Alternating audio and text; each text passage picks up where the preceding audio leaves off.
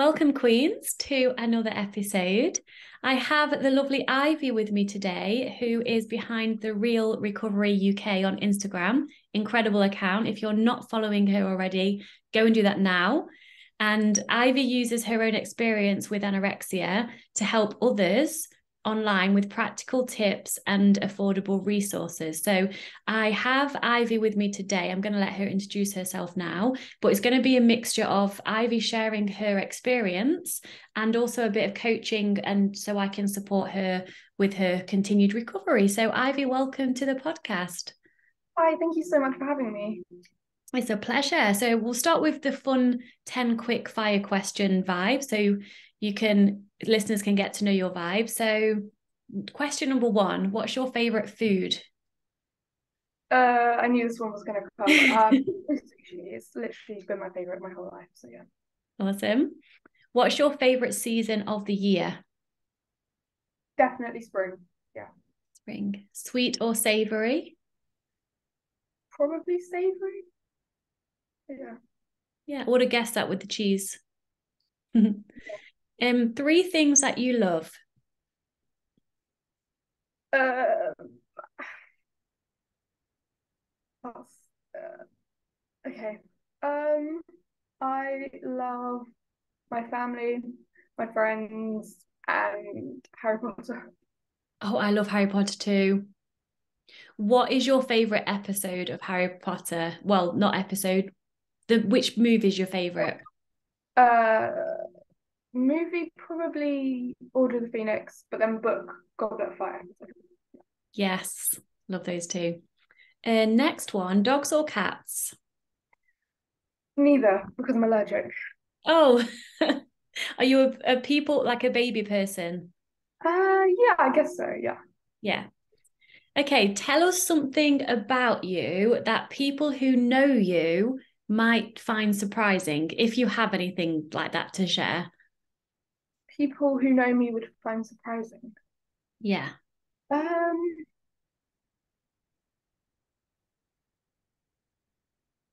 Surprising. I mean, it's very random, but recently I've been really into like maths, but I'm not good at it and I can't understand any of it. I just find it really interesting, like numbers and like weird, like number theories and stuff. That's just a really random thing, but people Oh, probably say that. interesting. Yeah, I don't like numbers. I like English and like more Mm. speaking, writing. But yeah, Yeah. thanks for sharing. Okay, big question next. What would you change about the world if you could? Let's narrow it down to one thing because I'm sure there's a lot of things you would change. Oh my God. One thing I'd change about the world Hmm. be I wish that the world was less like, I don't know, less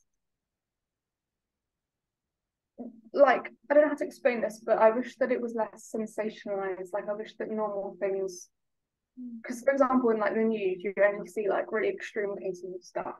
And like in general life, I wish that like, I don't know, the normal things were appreciated more, like the little things were appreciated more rather than like extreme scenarios and stuff. I don't know if that makes any sense, but yeah. Makes complete sense because as humans, well, obviously the tabloid with the newspapers and the TV, things that sell or things that get viewers are things that are not normal. And so we like as humans abnormal, but at the same time, we don't like it because it makes us feel less than. Yeah, totally get that. Okay, number 8. Do you say, this is just a really random fun one, do you say scone or scone? Scone. What do you say? Scone. Do you put your cream on first or your jam on first? I've never actually done this, but I would have to say jam first. How are you supposed to like spread it on the cream? I What do. do you? So I have the scone in half and I do eat one of each. So then I put the jam and then the cream, and then I have the cream and then the jam because I like variety and I have to have it all if I can. Okay, that's if I ever have a scone, I will do that. I'll Yes, do it that. do that. Okay, random one also. Do you believe in a higher power, whatever that means to you?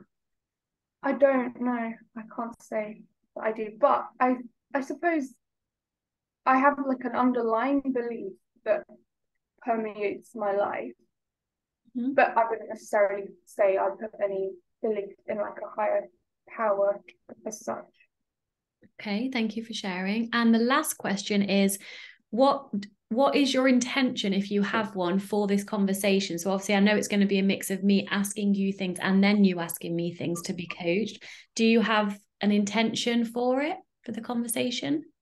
I suppose it would just be really great for obviously I'm going to get a lot of benefit from this, and I thank you so much for that. But I think also other people, I would love it if they would like pick up something, some understanding, maybe another like perspective, and yeah, just like whenever I've heard your coaching calls with people on your podcast, it's always been really, really helpful. Like one or two things would have just stuck. So I hope that happens for other people who listen to it. Yes, me too. And so, Ivy, let's start off with, because I don't know much about you either. So, obviously, we've been communicating in the DMs, but can you just share with me and with the listeners a little bit about you? So, your background, your recovery journey, and where you would say you are on your recovery journey, and also what you struggle with the ADHD. Yeah. So I guess my background is pretty normal. Don't have any like crazy traumas or anything in my past. Like I developed an eating disorder. It's hard to say. I developed it when I was 12-ish or something, Mm-hmm. but it never escalated much, and I managed to recover from it without any professional help because it was so short lived. You know, when you're younger, your parents might pick up on stuff. They picked up on something very quickly and just like got me out of some sort of energy deficit. So I don't really remember that. And then I suppose COVID kicked off everything again. So it was, I guess, 2019 to 2022. So I don't really know, but the COVID period, I got very involved with anorexia, and after a few months, got like professional help, got diagnosed with anorexia, OCD, anxiety. So I was struggling with that for a while, and then just over a year ago, started to recover from that. So yeah, for the past a little bit over a year, I've been recovering from anorexia, and then in the summertime, I got diagnosed with autism and ADHD, and then yeah, I mean, I don't really like know much about them to be honest. They didn't really come into my life that much, but I guess obviously it must be a big part of stuff. So yeah, that's just a bit about me. And then obviously I started my shop and my business also in the summertime to help other people because come I spent a lot of time in recovery, not progressing much, and then I like had some sort of mindset shift and I managed to make quite a lot of progress, like physical progress, like weight restoration and stuff, and also like a lot more mental progress. And I just wanted to help other people share what I'd figured out. And yeah, so that's been going on for a few months. Right now, I'm doing quite well. I have obviously come a long way with anorexia. I Mm-hmm. do struggle a lot with OCD type things, but it's debatable whether or not it's actually OCD or it's just symptoms of the autism. Um, Yeah. and I've been on various medications, but I'm on ADHD medication, which is very helping me right now. And I do still struggle with anxiety and, certain parts of anorexia as well. But overall, I'm doing quite well, I'd say right now. So Thank you for sharing. I have quite a few questions yeah. from the back of that. So let me start with when you were diagnosed with the ADHD and the autism, how did that make you feel? Was it a relief or was it the opposite or both? It was very surprising. I'm not gonna lie. I didn't go I didn't put myself for the assessment. My eating disorder psychologist did it. Um, Sent me to like referrals for that. So yeah, I was very like doubtful, and I was like, nah, this is not true. But I guess over the last like few months, it does make a lot of sense, and I sort of noticed like certain things I do, certain things that I used to do in the past that I thought were normal, probably weren't normal. I guess it's a it's not a bad feeling, but it's not such a relief. It's more just like, oh yeah, that kind of explains that a bit. So I think because I personally haven't researched a lot into it, I don't know much about it. Because a lot of people they have this like big realization, but for me, I don't know if it was that. It's more just like a nice to know. I don't know. Yeah. Yeah. And so I did a podcast, as obviously, as you know, and the listeners know, if they've listened to the one from last week, as I'm recording this anyway, this won't be out immediately, but I did one titled, I can't remember what the title of my own podcast was now, something like how to make steps towards recovery without just going all in and you'll be fine. And I took that inspiration from the conversations you and I have had in the DMs. So do you mind though sharing like the things that you have realized like, oh, that makes sense because you've now been diagnosed? What things were you struggling with that perhaps, when I say normal in quotes, by the way, I don't mean, I mean, what the hell is normal? But perhaps people who are normal people, or more so the better language would be those who haven't been diagnosed with something, Yeah. struggle more so compared to what you were experiencing. Yeah. I mean, I literally love that episode that you did. It was so helpful. But yeah, I suppose that what I noticed was I the mindset side of all in and the approach in general made so much sense, and I was able to like pick that up quite easily. But I suppose like the practical day to day of eating without the restrictions and without the like weird structures and control that anorexia puts on things was probably, I don't know if it's more difficult, but it was definitely different than other people who I've spoken to who haven't been diagnosed with autism. It's like a different experience because I suppose there's the added part of like sensory issues that don't have anything to do with fear of weight gain, just like particular like discomfort. I don't know if that's the right word, but like the sensory experience of food is different when you have autism, I suppose, which made recovery difficult. And also the emotional reactions that I would have to things, like I would find it very difficult and I would like shut down almost like verbally, like I wouldn't be able to speak when I would get into those kind of states, and that obviously made eating and all that kind of business more difficult. And also, I think the neurology of autism or something, and ADHD. I don't know which one would be affecting this, but like I know because as you mentioned as well in the episode, everyone with an eating disorder has like black and white thinking, but I suppose with autism, it's just a bigger part of the brain, or it's like it permeates throughout your whole life in other ways. I don't really know, but I just noticed that those things to the sensory issues, the emotional issues, and the like black and white thinking, yeah, they probably have something to do with the autism and the effects on my recovery. So yeah. Yeah. How did you navigate those in your recovery? And then I kind of, this is like a two in one, but it might be answering the question I have as well now. You said when you were sharing about your story, you struggled for quite a long time, then you all of a sudden had these like mindset shifts. So can you share kind of around about those that you talked about and how you dealt with the autism type tendencies and still push forward? Yeah, I mean, the mindset, I don't know if it's a mindset shift or identity shift or whatever it is, but it was like that was the most helpful. But to be honest, it didn't really help the day-to-day sensory issues and emotional issues and stuff like that. But it helped my belief system and stuff. So before I had that, I still had very much anorexic identity. I placed like my like worth, or not worth, but like my goal, my direction of travel was getting smaller and smaller and smaller. And in my brain, the opposite of that meant failure and everything and all the beliefs that come along with that. And my mindset shift was basically just switching direction. It was like I want to build myself up rather than break myself down. And it took a lot of like convincing myself over and over and reminding and stuff, but like just realizing that, oh, like this perfectionism, this sort of like drive to lose more and more weight, this fear of weight gain, all this kind of stuff.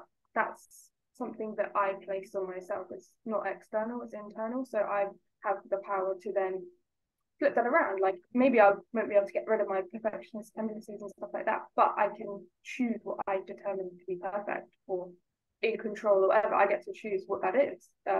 Even if I still have that like drive to do it, which maybe not be great, but like at least now it's in a healthy direction. And Yeah. like, you know what I mean? Like that really, really helped me with, especially with gaining weight and stuff like that when I had to do that. And also just in general, like fear of losing control. It was like, well, what if control meant listening to your body instead of trying to lose weight or something? Like, what if I could just change the meaning of things? So that was my mindset shift. And then my recovery of dealing with the sensory issues and stuff still was really difficult.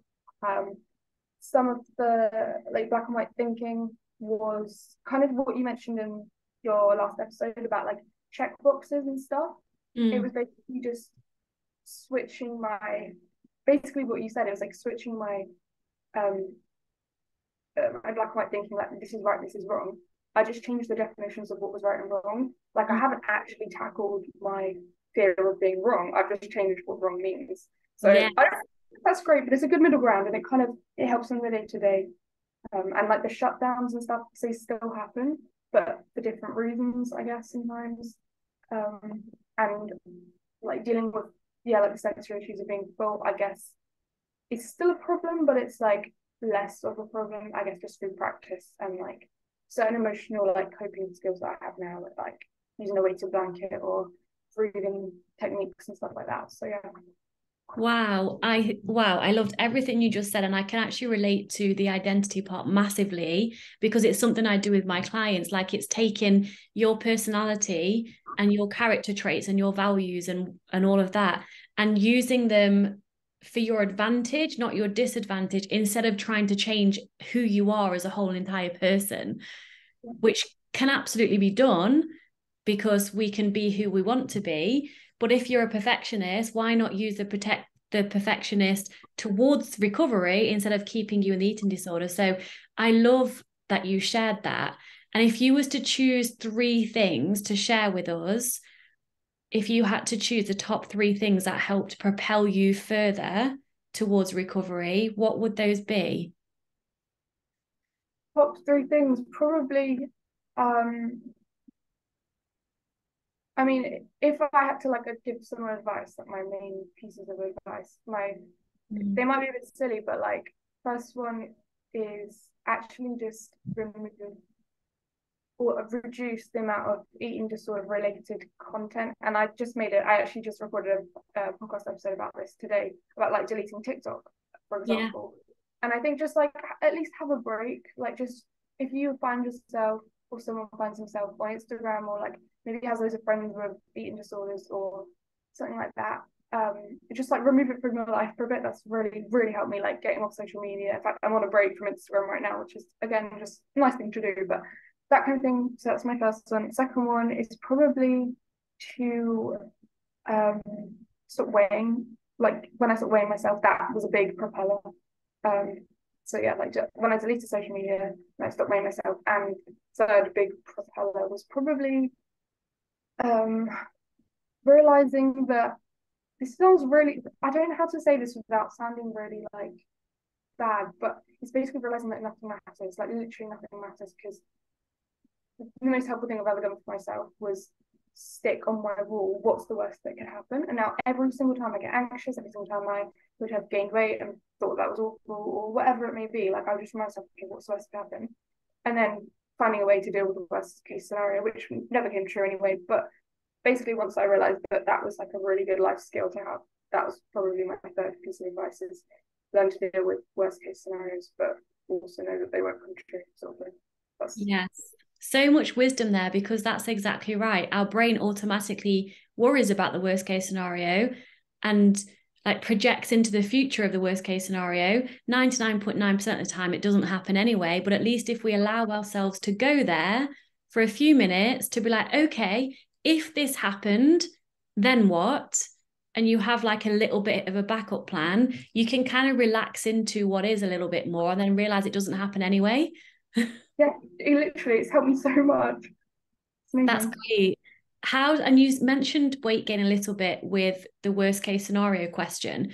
How did you deal with weight gain? Because in my experience and my opinion, that's mostly at the root of the fear of most people in recovery. Yeah.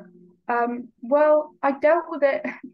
I'm not just saying this, but I dealt with it by listening to your podcast on the daily, like the ones Yeah. about how to deal with weight gain, because you were so clear, like step by step. You gave such like clear points, and I was like, okay, this actually makes sense. Like, anyway, so anyone out there trying to gain weight or dealing with it, listen to Victoria's podcast. But anyway, so how I dealt with it was basically, I guess I changed my decisions making process. So like before I stopped looking at the scale, I would like have fears around certain numbers, and I was scared about obviously gaining weight. But what I would do is I would decide ahead of time how much, like I would decide ahead of my weigh-in, I am going to gain weight, and I don't care like how much. And I would deliberately, this sounds really weird, but I would deliberately like plan, I don't know, not plan, but like I would deliberately have in my mind that I was going to gain, or I wanted to gain a really high amount of weight. And then when I wouldn't gain that much, because I would set like a really high number that's just unrealistic. And then when I wouldn't gain that much, I would feel a sense of relief. And I don't know if that was a great way of doing it, but that helped me in the very beginning. Then when I stopped looking at the scale, I realized that, you know, weight gain, it's not as extreme as your brain portrays it, especially when you like stop fixating on it, just stop body checking as much. That helps a lot. Yeah. And also just realizing that I can handle it. Like if I have bad body image, I can handle it. If um, all these things I was scared of, I could probably handle them all, and I did handle them all. And also just yeah, like working on body image, changing my like. I didn't want to gain weight, but I would convince myself that I wanted to. So then when it happened, I can't really be that upset about it because I decided to do it, sort of thing. Um, so yeah, just make active decisions even if you don't want to make them, sort of thing. Yeah, that is so freaking powerful, because when you said that you would, and it links in with what you've just said about convincing yourself you wanted to gain weight. So when you had this number in your mind, an expectation that intellectually you knew it wouldn't be the case, but you put this big number in your mind, the mind is so powerful. So if you're expecting that and it's less than that, it's all about expectations. If you have a desire, expectation, a hope to get on the scale and it be less, if it's not less, you'll feel the dread of disappointment. And Yeah. so I loved what you did there. I think that's actually very, very clever. Question around how, because I'm sure many of the listeners are asking this, how the hell do you convince yourself that you want to gain weight?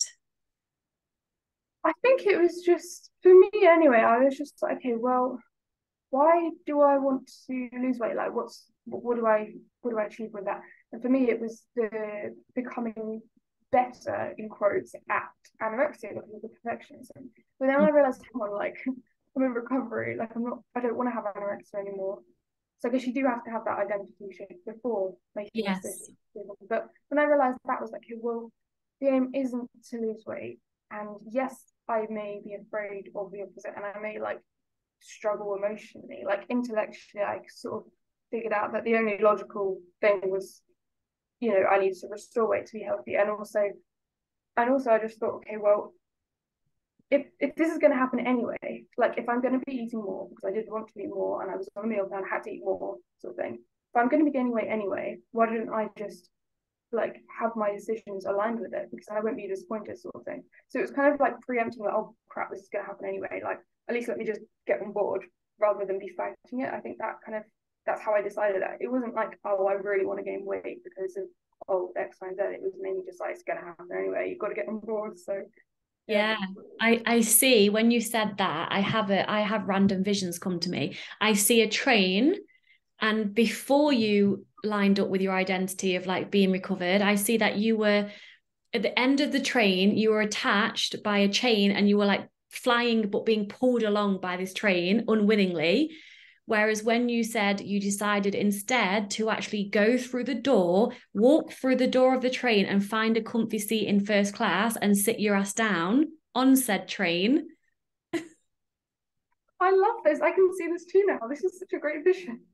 Yeah, that's what you did. Instead of being dragged behind the train that was going anyway, you decided to go first class. Yeah, literally. Everybody go first class. Just decide. You get to choose. I love that. And so before I ask you how I can help you and support you through anything you might be stuck with at the minute, Ivy, can you tell us about your business? Because I know I said at the beginning, but your Instagram is incredible and such a helpful resource for so many.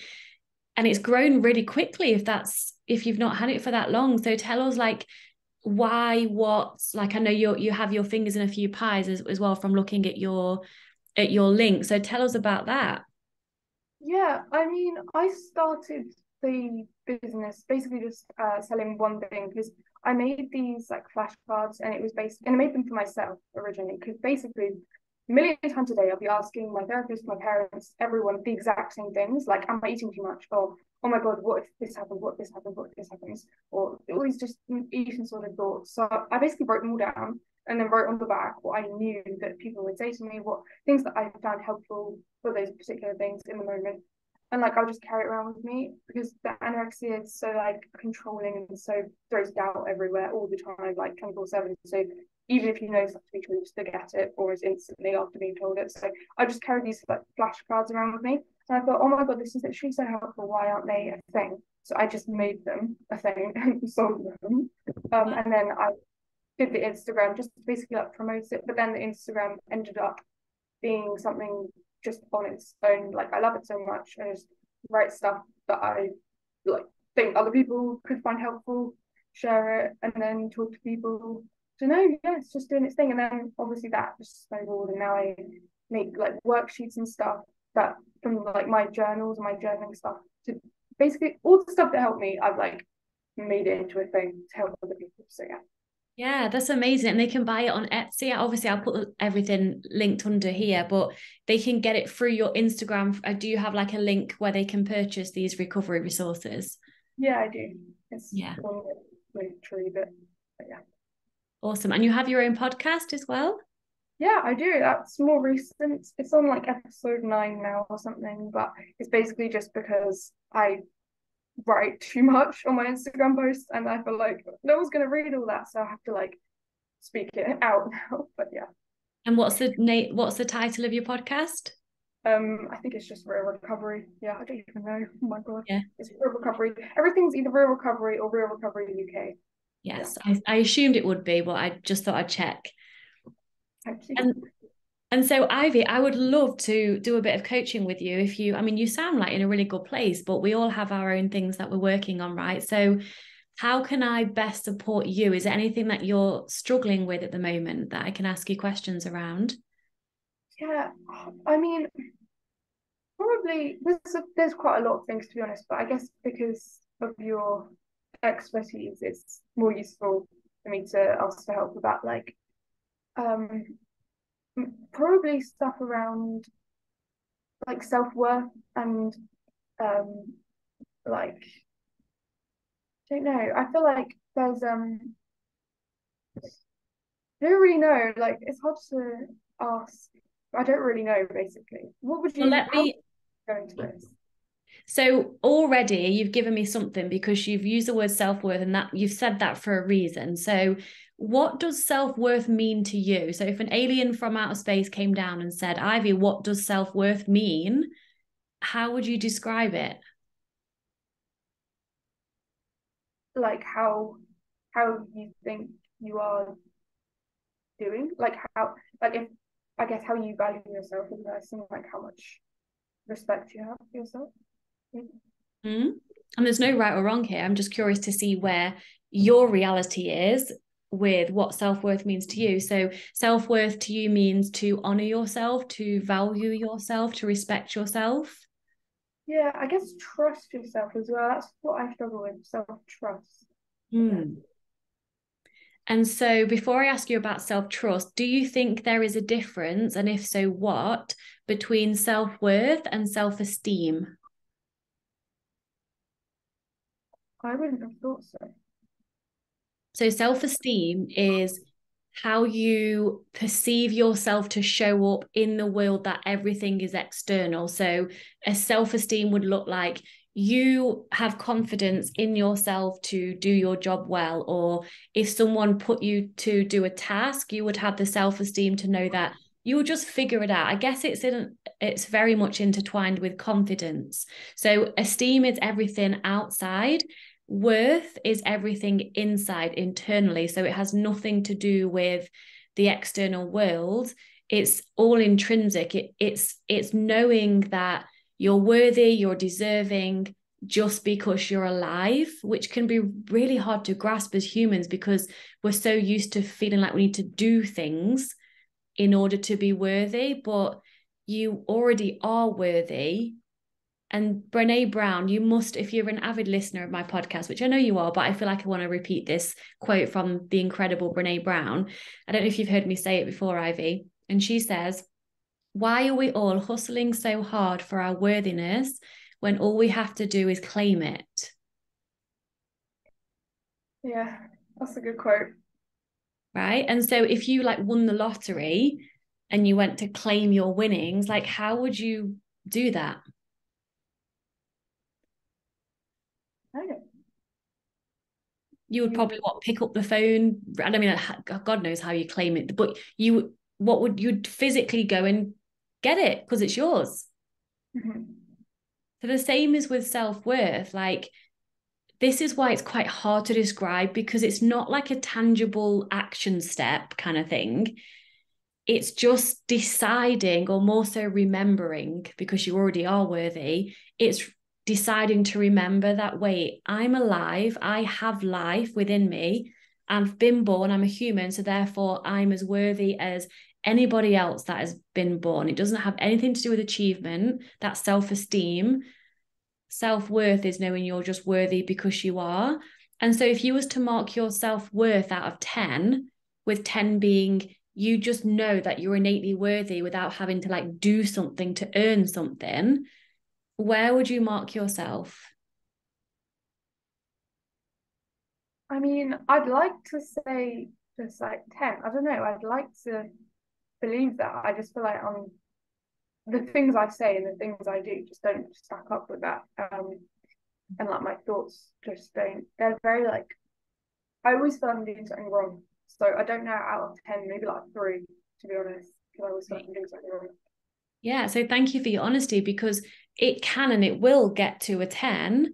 It's just realizing that you are. And then also, I'd like to talk about what's stopping you from knowing that you are. So, you've already mentioned a few things. So, you always think that you're doing something wrong. Can you remember?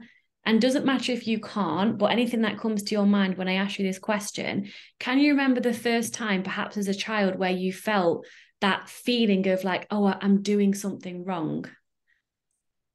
Yeah, I can. It is literally like one of my earliest memories because I was in like nursery or something, like like preschool. Mm-hmm. And like I did a bunch of naughty things for no reason, but I thought they were really naughty, and I was so scared the whole day that teachers are gonna like. Basically, I like broke a pen, and like I tipped a glass of water upside down. This was when I was like 3 years old. Like the whole day, I was like, I was so like I don't know why I was doing it. I was so afraid as well. I was doing it by accident, and then at the end of the day, I remember feeling like, oh my goodness, this is so awful. The teachers are going to tell my parents, and they didn't, and it was fun. But that was like my earliest memory. Yeah. And so if you could describe, if you can link back to that memory, how did you feel in your physical body? Like little Ivy when she was 3, what was the physical manifestation of the, oh my God, I've done something wrong? Can you remember?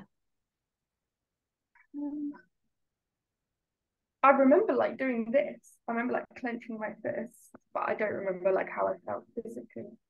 So tension, I'm assuming, if you've got the clenched fists. Yeah. Think back now as the adult. How old are you randomly, by the way? 19. 19. So think to the 19-year-old version of you who you are today. When was the last time, so it could be today, yesterday, last week, last month, that you felt the same way or very similar to little Ivy when she did that thing at nursery? Probably last night. Yeah. And so that's the trauma response that you had back then, because any event that has intense emotion that's not positive is a trauma response. That's why you remember it so vividly. Wow. Yeah, I was going to ask you about this because I did not understand all this like emotional, like Mm. I don't understand how emotions can like stay with you because my therapist told me about this. It's like the stuff that I experienced during anorexia is like apparently the same emotions are coming up now even though they're not relevant. I don't understand that at all. It's because when you have an experience, because imagine how many experiences you've had since you were born up until now. There's a lot of experiences like every day for 19 years. So when we have an experience with an intense emotion, so you have, I'm sure, in fact, let me ask you for a tangible one now, if you don't mind sharing. Give me a memory that is so filled with love and joy from when you were a child. Christmas Day? I don't know, any Christmas Day. Yeah. And so the intense emotions that you have around Christmas Day or had around Christmas Day are still with you compared to, let's say, every Easter, every birthday, every Tuesday, because they just kind of don't mean much. But when we have intense emotions, positive or negative, they stay with us because our brain is always watching us, right? And so if you have a positive, intense emotional experience at Christmas when you were a child, and I also love Christmas as an adult, and I'm sure you do too, because you loved it as a child, your brain is like, oh, this must be really important for her because she's having this intense emotional response about this experience. I'm going to keep that and have it available for her consciously whenever she needs it. Okay. The same thing, because your brain isn't a person and it's not like it's just neutral. It's not like it wants the best for you. It doesn't want the worst for you. It just is. So when you have a trauma response, let's say this that you shared when you were 3, the brain watched you have that intense emotional experience, which in this case was negative. Oh my God, the fear of doing something wrong. It was so overwhelming and intense. The brain was like, oh, need to store this because it was like a big deal. And so there it goes in your conscious memory. Okay. And then because you were a child and you couldn't make sense of it because it was so overwhelming for you, we keep playing out that pattern and we keep acting out from our trauma response. So as an adult, if you look back, would you say a lot of your actions in your life have been because you're trying to avoid doing something wrong? Yeah. Yeah, and that's just our patterns, and some of us have shitloads of them. Yeah. And so we can let them go, by the way. We don't have to live with these patterns forever. Yeah. And so the question then becomes, well, okay, cool. How do we do that? So sometimes it can be like one session, sometimes it needs to be a few. Awareness needs to come first. And already you can see from awareness and through this conversation, your trauma response, your pattern, your behaviors are driven by the fear of doing something wrong. Yeah. So I would like to, if you're up for it, because I know this is like going to be out there for the world to hear, if you're open to me just taking you into like a 10-minute or so guided meditation to so I can do something with you and see how you feel after. Yeah. Are you happy to do that? 100%.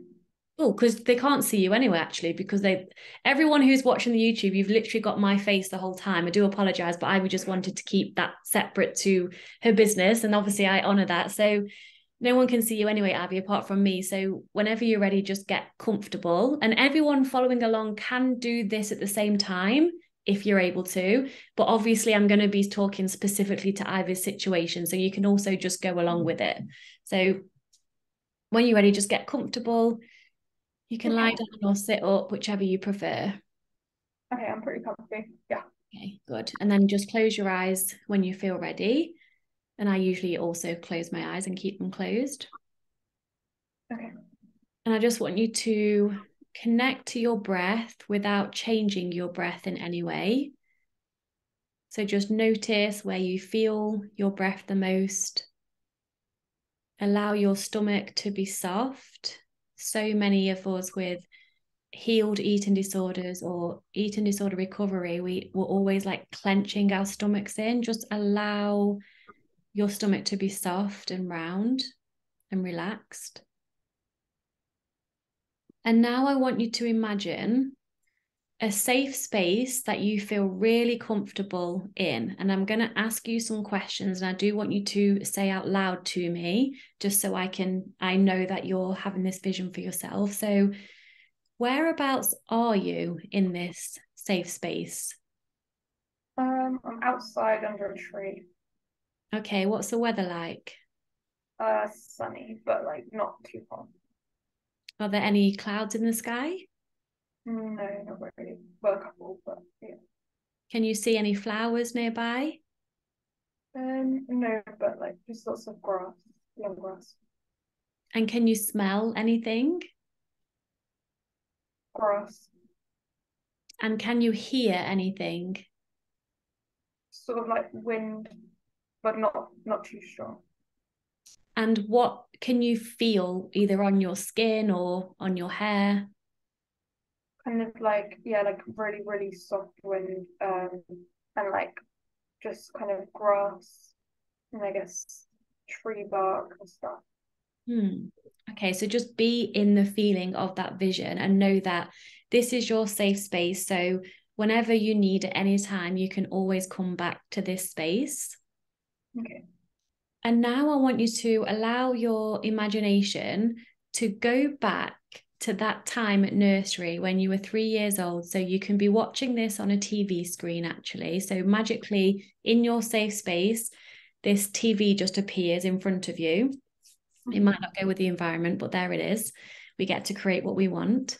And you're watching yourself on the TV tip out the water, break the pen. So you're watching that play out again in real time. So let me know when you can see that happening in front of you. Yeah, I can see that. Okay. And how does little Ivy feel in the part that you're watching right now? Really scared and also like kind of confused and like ashamed of why I'm doing it. Yeah. And so what I want you to do is go through the TV from your meadow, from your tree, go through the TV, and now you're with little Ivy. So you're in the classroom with her. No one else can see you. Little Ivy can. What are Okay. you doing now you're there with her? Mm, nothing really, just standing next to her. What does she need from you? Um,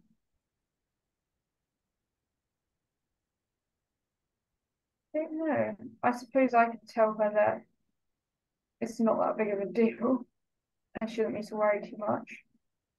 Yeah. So she shares with you how she feels so ashamed, panicked, all the feelings that you're feeling as little Ivy. She shares with you how she feels. And I want to ask you, as the adult you that's there with her, what words of comfort are you saying to her that you believe? None of this stuff matters, even if you do like break a bunch of pens and like tip water everywhere, it doesn't actually matter because it doesn't. No one's getting hurt, and it's an accident, so no one's actually crossing you. That's what I'd say. Yeah. And do you want to give her a big hug?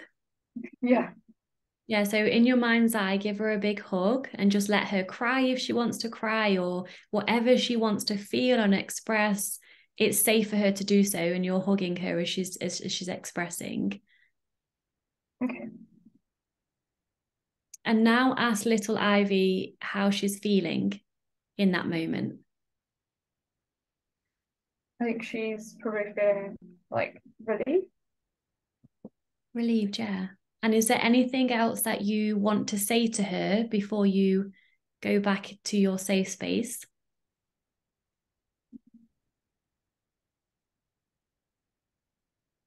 I don't think so. Is there anything that she wants to ask you before you go back? Probably if anyone's cross with her. And what's the answer? No. No. And why is no one cross with her? Give her an explanation so she understands. Well, on that day, no one was cross with her because one, no one noticed, and two, like no one cared. I don't know. Like no one thought she did anything wrong. It was just an accident. Yeah. So give her a hug again and tell her that you love her. And hear her say back to you, I love you too. And we've still got a bit of visualizing to do, but when you're ready, take yourself back out of the TV and back in your safe place and let me know when you're there. Okay, I'm there.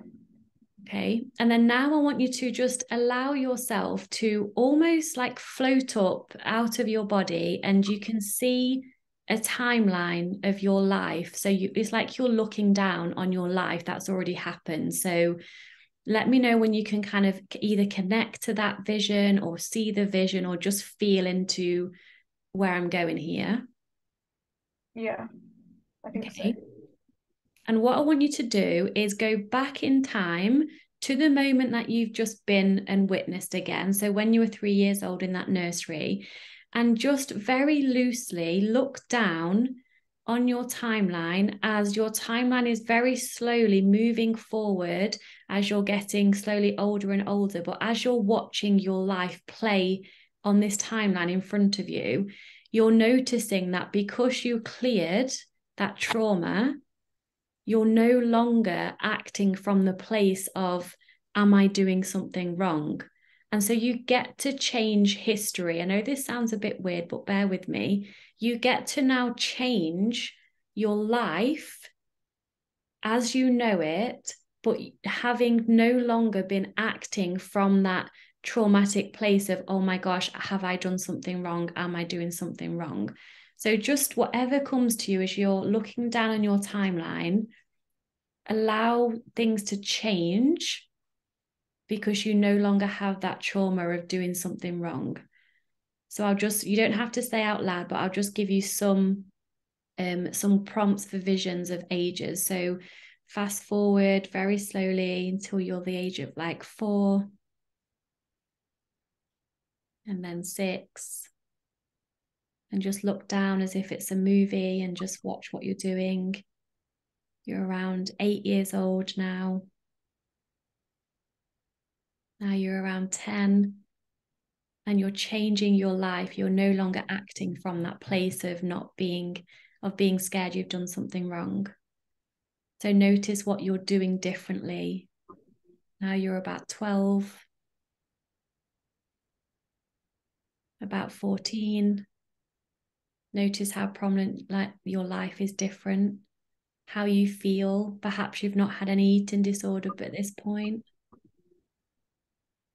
Now you're about 16. Notice what's changed. 17, 18, 19. And now you can go into the future knowing that you've cleared this trauma response of the fear of not getting something right or doing something wrong, and allow yourself to go into your future to the age of 21. What have you done? What are you doing? How is your life now that you're no longer acting from that place? You know you're worthy. You know you're enough. You know there's nothing that you're doing wrong. There's nothing to prove. You're safe. Now you're 25. Take a look at your life. Notice what the 25-year-old version of you is doing. You're 28. And now you're 30. And I want you to go in to the 30-year-old version of you, whatever she's doing right now. In fact, tell me what the 30-year-old version of you is doing. What can you see she's doing right now? I mean, this is a random vision I got, but she's like doing something in the kitchen. Yeah, what's she doing? I don't know. I think she's like cutting something up. Cool. And how does she feel? I don't know. She feels like quite doing things quite quickly without like deciding. I don't know, like decisions. are quicker. Yeah. And you get to ask her any question you want to ask her. So, do you have a question come to mind that you want to ask the 30-year-old version of you? Um, is life easy? Is it easier than now? That's what I would ask. Hmm. And guess what? She answers you. And what does she say? Yeah, she says yeah. And you say, how so? How does it get easier? What's her response? Because she doesn't she doesn't second guess stuff, so she just does what she wants to do or like what she thinks is right. Hmm. That's interesting what she thinks is right because she no longer has the fear of getting something wrong. Yeah. Yeah. So give her a hug and thank her for her wisdom and say you'll see her in whatever my maths is, 20 years, no, 10 years, 11 years. And she hugs you back. And I want you to float back along your timeline and see yourself in your safe space again. So obviously feel what you felt, the breeze, the warmth, the grass.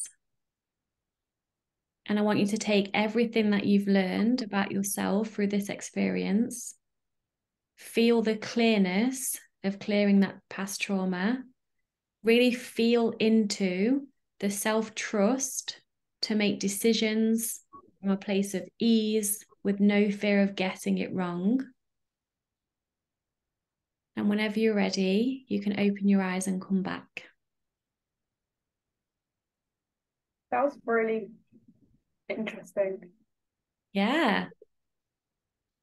How did you find that? I found that incredible. I've never been able to like guided meditations have literally never worked for me. I've never been able to like visualize anything, but that was really good. I literally could see stuff. That was so cool. I'm so happy for you. And obviously, the wisdom that she shared with you, what is that showing you? Because that's exactly what you needed to hear. And you got it from within, not from me. I just guided you, which is what a coach does. Yeah, I guess it was just like basically if I ditch the whole oh my god I'm doing something wrong, then my life just gets a lot quicker because I can do stuff quicker without the whole like ifing and anding around. Yeah. And she fully trusts herself, that 30-year-old version of you, fully. Yeah, And the only reason she trusts herself is because she doesn't second guess herself and she does what feels right. yeah, And so here's an extra thing for you. Your Google Maps for your life is what feels right. It's your heart, it's your intuition, it's your gut. And so if you follow that, there is no such thing as a wrong decision ever. Even if it ends, quote, badly, you are supposed to be having that experience in order to learn and in order to grow. yeah. I do believe you on that. I feel like it's so hard to know. Even some things is obvious, like you know in your gut that you want to do something, but like what you don't know. That's kind of the issue. Well, the funny thing is, give me an example if you can. It doesn't have to be recent, but it can be recent where you had to make a choice or a decision and you didn't really know, but then you made the choice or the decision anyway. Just tell me about that. I suppose the easiest one that comes to mind is just food. All the time, food choices is so difficult, and I end up just going for the same thing that I would have had the day before. That makes sense. Yeah.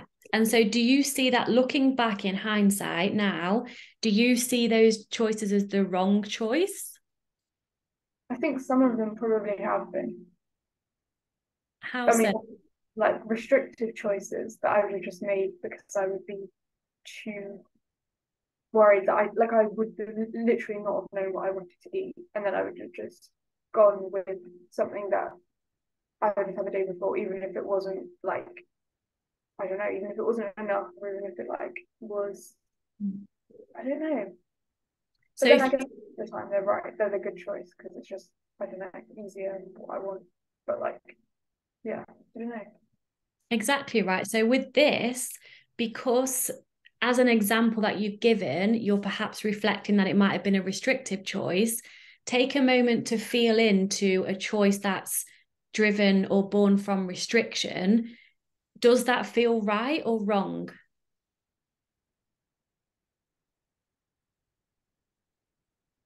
I mean, it feels right, but it's almost like I know it would have been wrong. But it feels Knowing, right. It feels the right thing to do. yeah, so knowing that your identity is someone who doesn't have anorexia, Mm. what's more in alignment with the restrictive choice, someone that has anorexia or someone that doesn't? Maybe it doesn't feel right, but it feels easier or like more safe than like kind of, I don't know. Yeah, it feels safe, absolutely, because that's all linked to the ED. And then, of course, even this is where how the ED brain works. The unknown equals unsafe. And so if you quote survived yesterday having that thing, your brain's like, well, I'm still alive. So therefore, whatever I did yesterday, I need to do again today because then I'm still going to be alive tomorrow. Yeah, I guess it's just like repetition. You don't want to like break the pattern. Yes. So I want you to tune in now. And I know that we're looking back in hindsight from the food choice, but go back there in your mind. At the same time, tune into the 30-year-old version of you and ask her, what would you do in this moment right now? What would you choose? That's a good idea. That's a good way of like doing it in the moment because because I always think, oh well, I should just ask someone else, but then that's not really. They wouldn't know what I want, but then 30-year-old me probably would know. That's quite a good idea. I'll do that. Yeah, 30-year-old you, she's a badass. I mean, you're already a badass, but she's a motherfucking queen. She trusts herself fully. She gets shit done. She doesn't second guess herself. She knows exactly what to choose. And the great thing is, she is already within you. You just have to ask her. That's really helpful. See, this is what I mean. This is like so useful, this stuff. I'm so glad. And so, homework, then, if you were a client of mine, this was the homework I would give you. So, I'm still going to give you this, and I'd like you to send it to me on DM so I can see. I want you to just light some candles, get some nice music on, create a sacred space for you to do this. And I want you to write about the 30-year-old version of you.